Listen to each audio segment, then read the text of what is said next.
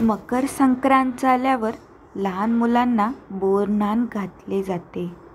मकर संक्रांतीच्या खरीदिनी हे बोरनानासाठी योग्य आहे. मकर संक्रांतीच्या खरीदिनापासून ते रथसप्तमीपर्यंत हे बोरनान तुम्ही करू शकता. वयोगट 1 वर्षाच्या मुलांपासून ते वयोगट 5 वर्षांच्या मुलापर्यंत बोरनान केले जाते.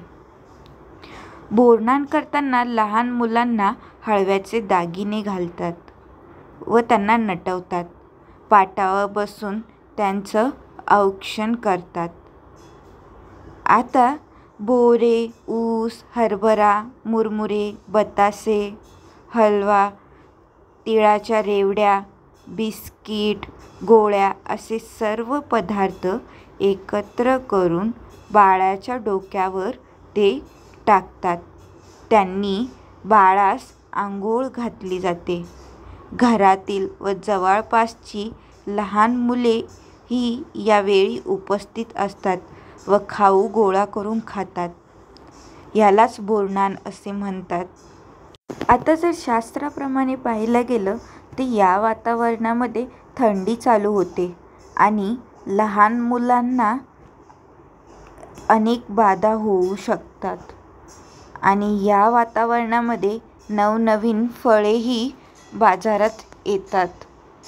तर ह्या फळांमुळे लहान मुलांना काही बाधा होऊ नये म्हणून हे बोरनान केले जाते आणि ह्या दिवसांपासून या मुलांना फळांचा आस्वादही घेता येतो.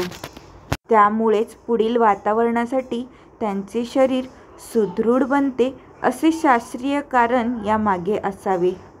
हल्ली यात चॉकलेट, गोळ्या, बिस्किट देखील समाविष्ट करता येतात.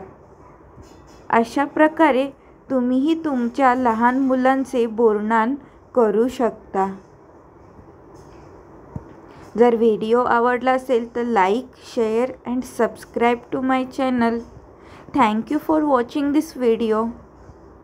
बाय.